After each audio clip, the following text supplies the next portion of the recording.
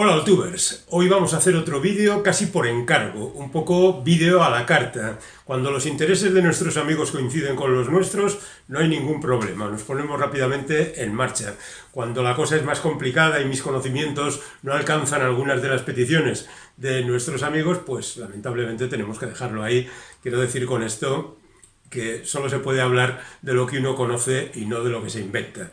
Así que vamos hoy con una de esas amables coincidencias entre un amigo del canal que una vez pidió que se dedicara un vídeo a Robert Louis Stevenson y la apetencia personal de quien esto hace, que es muy fan de Robert Louis Stevenson por diferentes motivos, entre otros el haberlo descubierto muy pronto cuando era niño, leyendo por supuesto La Isla del Tesoro, que es una de esas novelas que incitan a alguien que la lee a edad temprana a seguir leyendo durante toda su vida.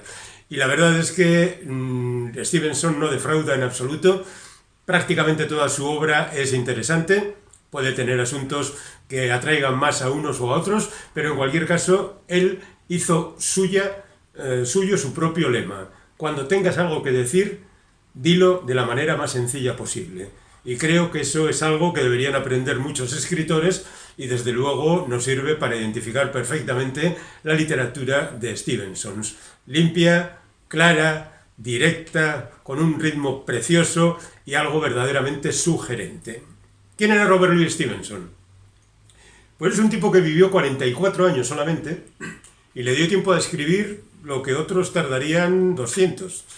Nació en Edimburgo en el año 1850 y murió en Samoa, en Vailima, una casa que se había construido allí en el año 1894, es decir, 44 años entre una fecha y la otra. Su padre era abogado y constructor de faros. Esto es curioso porque en realidad parece que las dos profesiones no tienen nada que ver, pero es que toda la familia, por parte paterna de Stevenson, habían sido constructores de faros.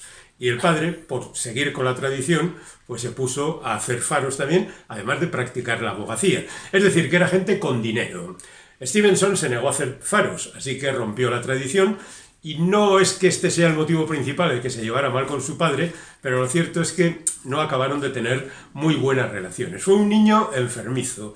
Desde temprana edad tuvo que pasar grandes momentos, largas temporadas en la cama, y tenía una niñera que se ocupaba de excitar su imaginación con cuentos de fantasmas y cosas por el estilo.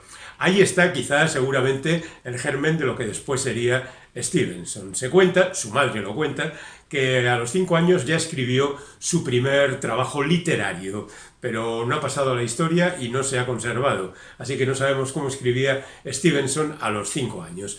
En cualquier caso, él jugaba a escribir sermones, a exhortar a sus amigos, a hacer coplillas rimadas, y la verdad es que el hombre lo hacía bastante bien. Durante una temporada, por diferentes asuntos familiares, estuvo en casa de sus primos. Es curioso porque Stevenson siempre fue un hombre que indagaba siempre en sí mismo, en su interior, y de aquella época cuenta que uno de sus primos murió y él se analizó mucho antes de que existiera el psicoanálisis, y la verdad es que decidió que aquella muerte no le había significado prácticamente nada, lo cual le llevó a un análisis de sus propias reacciones y sus propios sentimientos. Esto lo dejó escrito él mismo, así que no hay ningún problema.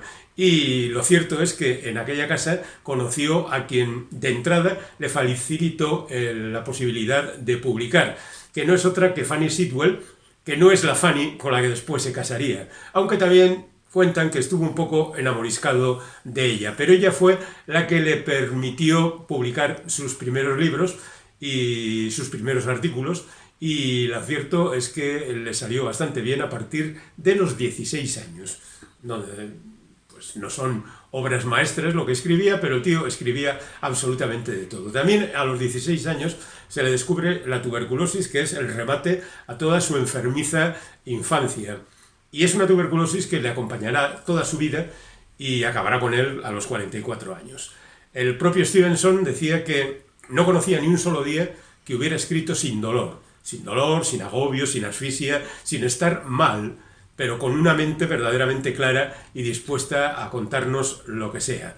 Él era un tipo muy viajero, como demostró a lo largo de su historia, y sus primeros viajes los hizo al continente, a Francia. En Francia escribió 2 libros. Uno de ellos, Un viaje al continente, que cuenta su periplo por la parte norte de Francia, y después un libro que ya es mucho más famoso y que es muy divertido y muy curioso, que se titula Viaje en burro por las Cévennes, por las montañas Cévennes. De hecho, hay en esa zona una especie de itinerario por donde pasó el bueno de Stevenson en burro. Lo digo por si alguien está interesado en conocer los sitios donde se escribieron o se filmaron las cosas que después hemos disfrutado. Los 2 libros son ejemplares en ese sentido, son libros de viajes publicados en la década de los 70, después de que este hombre tenía ya 76 años, perdón, 76, en el año 76, es decir, tenía 26 años cuando escribió el primero. Y la verdad es que era muy detallista en su trabajo. Entonces conoce a Fanny Osbourne, que es la mujer que había estado casada con un tal Osbourne y que, porque su nombre auténtico es Fanny van der Grief, y aunque se la conocía como Fanny Osbourne, que tiene 2 hijos, y de la que el bueno de Stevenson se enamora, y a la que seguirá por todo el mundo. Porque aunque él regresa a Edimburgo, las relaciones con su padre no son buenas. Fanny se ha ido a Estados Unidos, él viaja por diferentes lugares buscando un poco de tranquilidad para su maltrecha salud, como por ejemplo está en Suiza, que es un sitio donde hay muchos sanatorios para curar la tuberculosis, pero al final acaba siguiendo a Fanny. La sigue por las montañas Adirondacks, que están en la costa este de Estados Unidos, después cruza todo el continente, se va hasta San Francisco y allí ya establece su relación amorosa con Fanny Osbourne, y a partir de ese momento no se separarán. Allí mismo compran una goleta, se ve que al final tenía dinero, y se van a los mares del sur, se van a las Marquesas, se van a Tahití, se van a Honolulu y acaban en un lugar de Samoa llamado Upolu. Allí construirán una casa que se llama Vailima, donde vivirán hasta la muerte de Stevenson.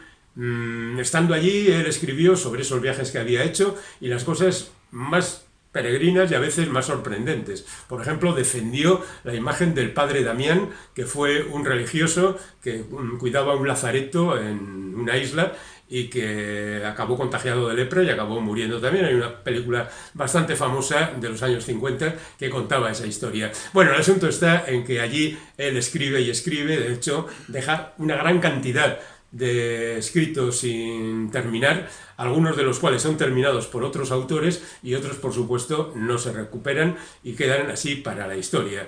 En cualquier caso, con 44 años, este hombre muere y nos deja todo su legado literario. Y allí, en Vailima, hay una tumba donde pone aquí yace donde quiso yacer. De vuelta al mar está el marinero, de vuelta al monte está el cazador. Después de repasar la vida de Stevenson, nos vamos con su obra, que al fin es lo más importante. Después de esos 2 libros de viajes por Francia, al principio de su carrera, él sigue escribiendo artículos y demás historias relacionadas con sus viajes, hasta que un día descubre la ficción. Bueno, no la descubre, pero se ve impulsado a escribir ficción, fundamentalmente porque su hijastro, el hijo de Fanny, uno de los 2 hijos de Fanny Osbourne, George Osbourne, le pide que le cuente cuentos. Y él cuenta cuentos, como acredita por otra parte el hecho de que en Samoa Stevenson fuera conocido como Tusitala, el que cuenta historias, y de ahí que bueno, haya quedado esa imagen para todos nosotros, ejemplificada en el niño que le pide más historias a principios de los años 80 del siglo XIX. Bueno, pues Stevenson empieza a contarle la historia de la Isla del Tesoro. Es tan famosa que no sé si decir ni una sola palabra, porque yo creo que todo el mundo ha leído La Isla del Tesoro, pero en cualquier caso tiene varios factores que la hacen imprescindibles para los niños. Primero, está protagonizada por un niño, Jim Hawkins, que es un tipo al que las circunstancias le obligan a vivir una aventura extraordinaria. Por otra parte, tiene un personaje muy ambiguo, muy esquivo, que es Long John Silver, y que es al mismo tiempo padre protector y al mismo tiempo enemigo y preocupante individuo que en un momento determinado puede acabar con la vida de uno. Por otra parte, naturalmente, tiene el mar infinito, los barcos que lo cruzan, los piratas aventureros, los individuos que representan a la sociedad, que también viajan en la Hispaniola y que de alguna manera van a vivir esas aventuras de nuestra parte. Nosotros vamos a vivirlas a través de ellos. Y por otra parte, de lo que se cuenta en la película, está claro desde el título, la isla del tesoro. ¿Dónde van todos estos personajes? A la isla del tesoro, a conseguir el tesoro. Y bueno, pues la verdad es que hay tantas versiones cinematográficas y tantas ediciones que lo dejaremos simplemente ahí. Sí diremos, por ejemplo, que esto ha dado pie a continuaciones. En el caso del cine hay alguna secuela en alguna serie de películas. Hay también Regreso a la isla del tesoro, una novela que escribió otro señor y que la verdad el tiempo ha olvidado, y hay adaptaciones al cómic, no, bueno, por supuesto de la isla del tesoro, pero también continuaciones. Por ejemplo, no voy a mostrar más portadas que esta, que me parece así como muy impresionante y que es el primero de los 4 volúmenes que cuentan estas nuevas historias de El bueno de Long John Silver. Bueno, absolutamente fantástico. Dejamos la isla del tesoro, estamos en el año 1883, le sigue El príncipe Otón. Para mi vergüenza debo decir que no he leído esta novela. Y lo digo así un poco con la boca pequeña para que no me lo tengáis en cuenta. Así que no puedo hablar nada de ella. Pero su siguiente obra es la más conocida, y mira que la isla del tesoro lo es, la más conocida, la más famosa, la que más adaptaciones ha tenido, la que mejor ha representado una historia como es el cambio de personalidad. Estamos hablando del extraño caso del Dr. Jekyll y Mr. Hyde, o Jekyll. Bueno, cada uno que lo pronuncie como quiera. En cualquier caso, es la historia de un médico, un científico, que se toma una pócima y se convierte en un monstruo. La explicación es que la pócima esa acaba con las inhibiciones del ser civilizado y se convierte en un salvaje, lo que viene a abonar la teoría del salvaje básico en el ser humano, que solo por obra y gracia de la civilización ha ido puliendo poco a poco las aristas y se ha convertido en un individuo más o menos aceptable por la sociedad. Pero libre de esas inhibiciones, el ser humano es una barbaridad y en consecuencia pues, es el malo de la película, por decirlo rápidamente. Esta es una novela corta. Como decíamos, Stevenson cuenta lo imprescindible en cada caso y no tiene por qué llegar a las 500 páginas, ni mucho menos. Así que es un buen ejercicio de concisión para contar exactamente lo que quiere contar y lo hace de manera verdaderamente estremecedora. No diré más porque verdaderamente el extraño caso del Dr. Jekyll y Mr. Hyde pues se ha convertido en un clásico desde casi el momento de su publicación. Y ha dado pie a varias diferentes versiones que, la verdad, repasaremos luego cuando hablemos de las adaptaciones cinematográficas. Su siguiente libro es inmediato también. A todo esto, Stevenson va publicando relatos que van apareciendo por ahí. El siguiente libro también es famoso y se titula Secuestrado. Es curioso porque también se ha publicado a veces entre nosotros como Aventuras de David Balfour. Balfour es el apellido de la madre de Stevenson y él lo utilizaba como segundo nombre. Es decir, era Robert Louis Balfour Stevenson.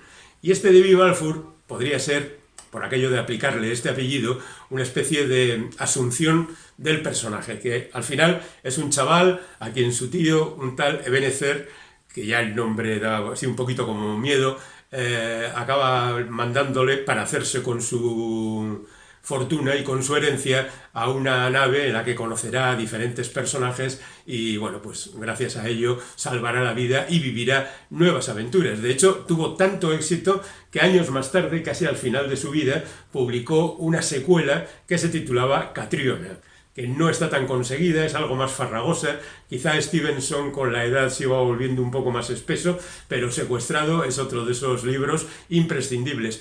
Muy en la línea de Dickens, por ejemplo, que ya sabéis que tenía muchos niños y adolescentes como protagonistas. A continuación llega el ciclo histórico, que en realidad es un ciclo cortito, que incluye La flecha negra, que es una novela de aventuras al estilo Walter Scott, ambientada en la Guerra de las Dos Rosas en Inglaterra, y que es una novela canónica, con las historias que se cuentan tal cual y que enfrentan a los buenos contra los malos, aunque aquí hay, como siempre en Stevenson, bastante ambigüedad. Y la otra novela sería El Señor de Ballantrae, que cuenta una historia escocesa sobre un momento histórico de conflicto por el poder en Escocia y la presencia de dos hermanos y otra vez las herencias, que es como un tema muy recurrente en el siglo XIX, ¿no? Entonces, la historia... A mí me parece una de las novelas más flojas de Stevenson, pero bueno, ¿cómo voy a decir que hay una novela de Stevenson floja? Es una novela de aventuras que se lleva muy bien y no pasa nada. A continuación llega una de esas novelas que uno no espera en Stevenson y que aquí se publicó como Aventuras de un cadáver. El título original es La caja equivocada y el título que tomó en su adaptación cinematográfica fue La caja de las sorpresas. Aquí hay algo verdaderamente maravilloso y es la sutileza, el humor, la mala leche que utiliza Stevenson para contarnos el comienzo de la historia. La historia tiene que ver con una tontina, que no sabéis lo que es, no os preocupéis porque lo explica él perfectamente al comienzo. Una tontina es una operación comercial que hacen diferentes personas y que meten en un banco una cantidad determinada. Con la generación de beneficios de todo esto irá incrementándose la cantidad y esa cantidad la cobrará el que sobreviva de los que el que se muera más tarde. No es que haya una competición a matarse, aunque bueno, cuidado con estas cosas. El que sobreviva de todos aquellos, o sus descendientes, de todos aquellos que han invertido el dinero principalmente. Y a partir de ahí se crea una situación de equívocos y de cosas verdaderamente desternillantes. Es una novela, yo casi la recomendaría junto con La Isla del Tesoro como la primera a leer de Stevenson si es que tenéis intención de adentraros en su lectura. Algo verdaderamente fantástico.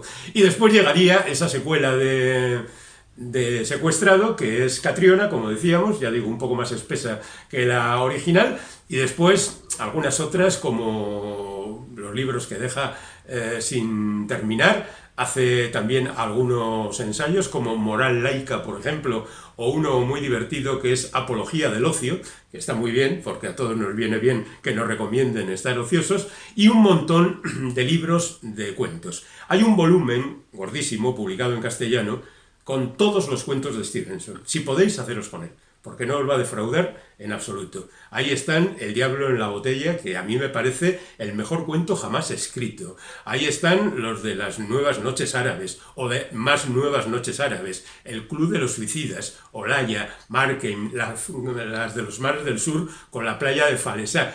Todos los cuentos de Stevenson son una auténtica maravilla, no os los perdáis. Y ahora unos pequeños apuntes sobre las adaptaciones cinematográficas que se han hecho de la obra de Stevenson. La verdad es que hay 400. Y la principal, la que más veces se ha adaptado, ha sido sin duda alguna el caso de Dr. Jekyll y Mr. Hyde. También La Isla del Tesoro, por supuesto, y se ha adaptado con mucha frecuencia algunos cuentos, como por ejemplo El club de los suicidas. Pero debemos decir que la primera adaptación tiene lugar en 1908 y es, por supuesto, el Dr. Jekyll y Mr. Hyde, en 1908. Después le seguiría El diablo en la botella, le seguiría La Isla del Tesoro, le seguiría El club de los suicidas y Secuestrado en el año 17. En el 21 El diamante del Rajá, es decir, que es un autor que verdaderamente atrae la atención de los cineastas. Ya en el año 31, y lo digo por empezar con la zona del cine hablado, tenemos El hombre y el monstruo, que es una adaptación, obviamente, del extraño caso de Dr. Jekyll y Mr. Hyde, hecha por Robert Mamoulian y protagonizada por Fredric March. Fredric March es un actor muy llamativo, y la verdad es que consiguió una buena interpretación que durante mucho tiempo, bueno, unos cuantos años, le permitió ser la representación del Dr. Jekyll y Mr. Hyde. Fue un éxito en todo el mundo. En el año 34 se hace la que seguramente es la adaptación más conocida de La Isla del Tesoro, hecha por Victor Fleming, que es un señor que, bueno, después ha firmado cosas como Lo que el viento se llevó o El mago de Oz, y que presentaba a un niño, por aquel entonces, Jackie Cooper, en el papel de Jim Hawkins, y nada menos que a Wallace Beery, que ahora no significa nada para nadie, una auténtica estrella de los años 30 en el cine de Hollywood, como Long John Silver. La película fue un éxito estruendoso y todo el mundo pensó que era una buena idea adaptar al bueno de Stevenson. Así que aparecieron las adaptaciones otra vez, pero claro, la obra es limitada y tenemos una versión de Otto Preminger, nada menos, del año 38, de Secuestrado, con Barney Baxter interpretando el papel de acompañante de David Balfour, y a Freddie Bartholomew, que era otro niño repolludo de aquella época, haciendo el papel de David Balfour. El extraño caso del Dr. Jekyll y Mr. Hyde acaba con la leyenda del año 31, la de Frederick March, cuando en el año 41 acaban haciendo la película protagonizada por Spencer Tracy, Lana Turner e Ingrid Bergman. Es una película que llama incluso la atención porque en algunos momentos hay algunos episodios que eran fuertes, por utilizar una palabra propia de la época, para aquellos momentos. Los sueños de algunos de los personajes, la famosa carroza tirada por Lana Turner y a Ingrid Bergman y conducida por Spencer Tracy con el látigo en mano, pues era una especie de apología del bondage en aquel entonces. Y la verdad es que la película tuvo muchísimo éxito y fue muy aplaudida. Después, en el año 48, Secuestrado, con Roddy McDowall, que era un niño también de la época, compañero de Elizabeth Taylor en las películas de Lassie y cosas por el estilo. Y después llega la película de los años 50 de Byron Haskin, de La Isla del Tesoro, que es la que me corresponde a mí por generación. Así que es mi película de La Isla del Tesoro y la verdad es que la aplaudo desde aquí. El protagonista era Bobby Driscoll, el niño que hacía de Jim Hawkins, y por supuesto el Robert Newton era el que interpretaba a Long John Silver. Esta película tuvo tanto éxito que 4 años más tarde se rodó Aventuras de Long John Silver, ya sin el niño, sin Jim Hawkins, pero con protagonismo de Long John Silver, que tiene nuevas aventuras, tiene un retorno a la Isla del Tesoro, tiene lo que mandan las películas de aventuras de los años 50. También en el año 54 se hace una versión del Señor de Ballantrae que nos presenta a un Errol Flynn, el rey de las aventuras de los años anteriores, en Robin Hood, Murieron con las botas puestas, tantas películas famosas, La carga de la brigada ligera, y que aquí presenta ya un aspecto un poco macilento, a pesar de que solamente tenía 45 años, ya va al final de su decadencia. La verdad es que la película tampoco es ninguna maravilla, pero bueno, yo la recuerdo con cariño porque la vi en la niñez y este tipo de cosas siempre acaban quedándose en la memoria. Películas y adaptaciones interesantes. En el año 59, Jean Renoir, el mismísimo Renoir, hace El testamento del Dr. Cordelie, que no es sino otra adaptación de el Dr. Jekyll y Mr. Hyde. Le cambian el nombre, por supuesto, pero la situación es fácilmente reconocible, a pesar de que Stevenson no está acreditado. Por otra parte, es una época en la que la Hammer, la productora de terror de Inglaterra, está buscando todos los monstruos que puede y ha adaptado a Frankenstein, ha adaptado al Hombre Lobo, ha adaptado a la Momia, ha adaptado a Drácula, por supuesto, y está dispuesto a adaptar a quien sea. Y hace una adaptación bastante curiosita en el año 63 titulada Las dos caras del Dr. Jekyll, con un Christopher Lee en un papel secundario. Pero bueno, la película está bien. Sin embargo, tendrán que pasar 8 años para que llegue la obra maestra de la Hammer sobre esta historia. Y es, sin duda alguna, la película titulada Dr. Jekyll y su hermana Hyde, donde no solo cambia la perspectiva moral del personaje, sino que además cambia el sexo. El director es Roy Wade Barker y la verdad es que hace un trabajo estupendo, fantástico, y yo creo que es una de las películas más recordadas de la Hammer. Si podéis recuperarla, os la recomiendo. También por aquel entonces, un poco antes, Jerry Lewis ha hecho El profesor chiflado, que es el caso de Dr. Jekyll y Mr. Hyde, pero en broma. El profesor tímido y aletargado que se toma la pócima y se convierte en Johnny Love, el tipo que conquista a todas las chicas que aparecen a su alrededor. Bueno, la película, como sabéis, es una auténtica delicia. Después tuvo unas versiones hechas por Eddie Murphy que ya no son tan deliciosas, pero ahí queda el detalle de que el bueno de Stevenson sirve absolutamente para todo. Y mencionaré una película del año 66 que es muy curiosa porque se titula Doctor Rock a Mr. Roll, que no he visto y lamento no haber visto, pero la verdad es que yo creo que merecería bastante la pena.